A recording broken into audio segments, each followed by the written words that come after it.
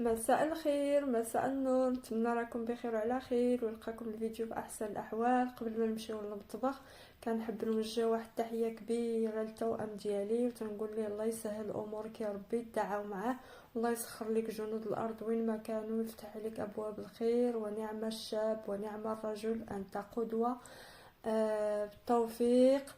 وان شاء الله غادي نشارك معكم واحد الساندويتش كيجي روعه وصحي والمذاق ولا اروع. خليكم معايا، غادي نشوفوا في الجردة ناخذ شويه ديال المكور يعني الملفوف. شوفوا سبحان الله، هذا الملفوف هذا غادي ناخذه معايا للمطبخ على بركه الله. كنحتاجوا الصدر ديال الدجاجه راه باقا حيه، راه ما ذبحتهاش.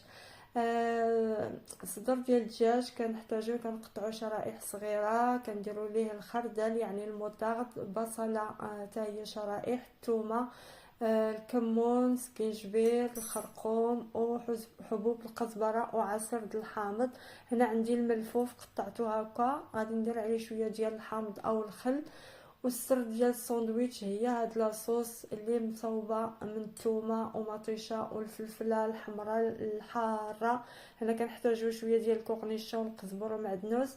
عندي شويه ديال السكر مع شويه ديال الملحه، كنرشهم على هاد الملفوف هذا، هاد المكور، مع العصير ديال الحامض او الخل كيف ما بغيتو نتوما، باش يجي داك المذاق ما بين الحلاوه والملوحه والحموضه.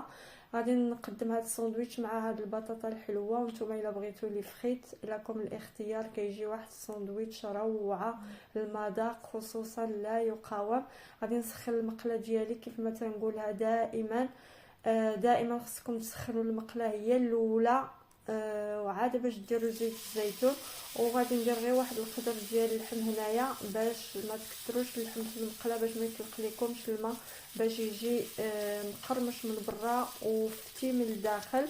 وما ديروش الملحه حتى كيطيب اللحم باش ما يطلق لكمش الماء، باش تكون فيه ديك القرمشه.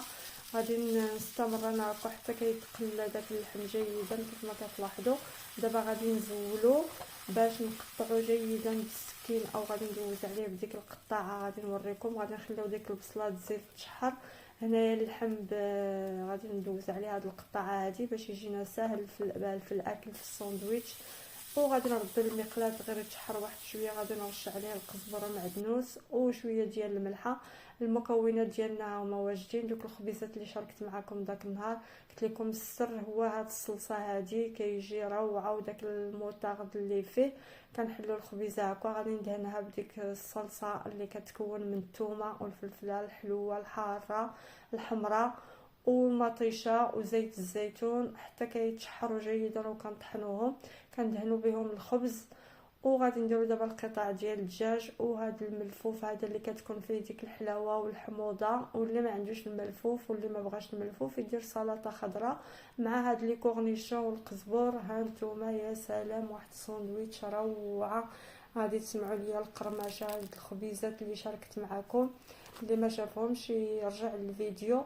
وكنقدموهم مع البطاطا الحلوه، واحد الساندويتش صحي. شوفوا لي هاد الزهره هادي ما شاء الله. دابا مع واحد الخبيز ديالها تاي، نتمنى تكون خفيفه ظريفه على قلوبكم. الله يبلغنا ويبلغكم رمضان لا فاقدين ولا مفقودين، وتلاقي الخير، وما تنسوناش بتشجيعاتكم.